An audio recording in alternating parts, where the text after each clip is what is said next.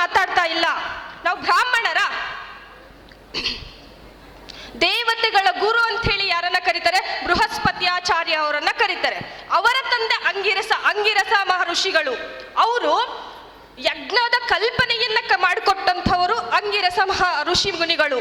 ಅಂದ್ರೆ ಈಗ ಅವರೆಲ್ಲ ನಾವು ಯಾವುದೋ ಒಂದು ಪುಸ್ತಕದಲ್ಲಿ ನಾವು ಹುಡುಕಿ ದಿಗ್ ಮಾಡಿದ್ರೆ ಮಾತ್ರ ಅವ್ರು ಸಿಗುವಂಥದ್ದು. ನಮ್ಮ ಮುಂದಿನ ಪೀಳಿಗೆಗೆ ನಾವು ಹೇಳ್ಕೊಡ್ಬೇಕು.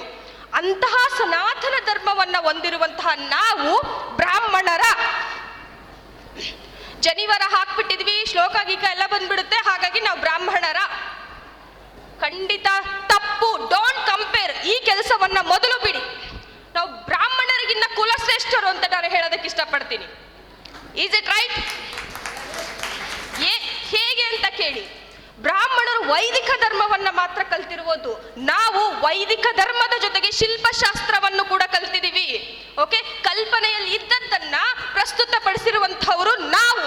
ಹಾಗಾಗಿ ನಾವು ಯಾವುದ್ರಲ್ಲಿ ಯಾರಿಗೂ ಕಡಿಮೆ ಇಲ್ಲ. ಆದ್ರೆ ಇವತ್ತು ನಮ್ಮ ಸ್ಥಿತಿಗತಿಗಳು ಏನಿದೆ?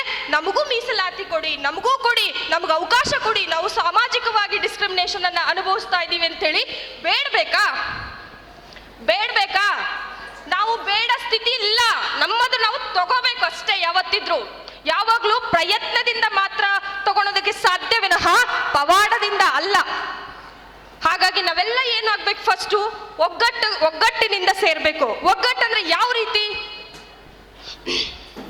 ಒಗ್ಗಟ್ಟಿನಿಂದ ಯಾವುದನ್ನ ಆಗ್ಲಿ ಪ್ರಶ್ನೆಯ ಮೂಲಕ ಕೇಳುವುದರ ಮೂಲಕ ನಮ್ಮ ಒಗ್ಗಟ್ಟನ್ನ ತೋರಿಸ್ಬೇಕು. ಸಂಸ್ಕೃತದಲ್ಲಿ ಒಂದು ಮಾತು ಹೇಳ್ತಾರೆ, ಮೂಕಂ ಕರೋತಿ ವಾಚಾಲಂ ಪಂಗುಂ ಲಂಘಯತೆ ಗಿರಿಂ ಯತ್ ಕೃಪಾ ಮಹಾ ವಂದೇ ಪರಮಾನಂದಂ ಮಾಧವಂ ಅಂತ. ಅಂದ್ರೆ ಮೂಕನನ್ನ ಅರ್ಥಗರ್ಭಿತವಾಗಿ ಮಾತನಾಡಿಸುವಂತಹ ಶಕ್ತಿ ಅವರ ಪ್ರಾರ್ಥನೆಗೆ, ಕೃಷ್ಣ ಆ ಪ್ರಾರ್ಥನೆಗೆ ಒಪ್ಕೊಂಡು ಅವನಿಗೆ ಮಾತುಗಳನ್ನ ಕೊಡ್ತಾನೆ. ಆದ್ರೆ ಮೂಕನನ್ನ ಮಾತನಾಡುವ ಹಾಗೆ ಶಕ್ತಿ ಪ್ರಾರ್ಥನೆಗೆ ಇದೆ ಅಂದಾಗ ನಾವು ಒಗ್ಗಟ್ಟಿನಿಂದ ಕೇಳಿದಾಗ ಯಾಕಾಗಲ್ವಾ? ಆಗುತ್ತಾ ಆಗಲ್ವೋ? Say yes or no? ಅಷ್ಟಾದ್ರೆ ಹೇಳ್ರಿ, ಇದೇ ಒಗ್ಗಟ್ಟು ಅಂದ್ರೆ.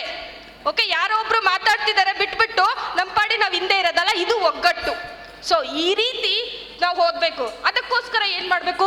ಮಕ್ಕಳಿಗೆ ಸಮರ್ಥ ಶಿಕ್ಷಣವನ್ನ ಕೊಡ್ಬೇಕು, ಸಾಮಾಜಿಕ ಜ್ಞಾನವನ್ನ ಕೊಡ್ಬೇಕು, ನೈತಿಕತೆಯನ್ನ ಕೊಡ್ಬೇಕಾದ್ದು ನಮ್ಮ ಧರ್ಮ. ಓಕೆ, ಹಾಗಾದ್ರೆ ಧರ್ಮ ಅಂದ್ರೆ ಏನು? ಮುಸ್ಲಿಂ ಧರ್ಮ, ಕ್ರಿಶ್ಚಿಯನ್ ಧರ್ಮ, ಹಿಂದೂ ಧರ್ಮನ? ಧರ್ಮ ಅಂದ್ರೆ ಅದಲ್ಲ ರೀ. ಧರ್ಮ ಅಂದ್ರೆ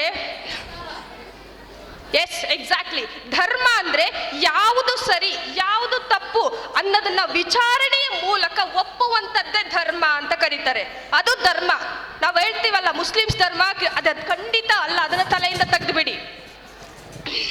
ಹಾಗಾಗಿ ಇಂಥ ಒಂದು ಯೋಚನೆಗಳನ್ನ ನಾವೆಲ್ಲರೂ ಅಳವಡಿಸ್ಕೊಂಡು ಮಕ್ಕಳಿಗೂ ಮತ್ತೆ ನಮ್ಮ ಮುಂದೆ ಬರುವ ಜನಾಂಗಕ್ಕೂ ತಿಳಿಸ್ಬೇಕು. ಇದನ್ನ ಒಂದು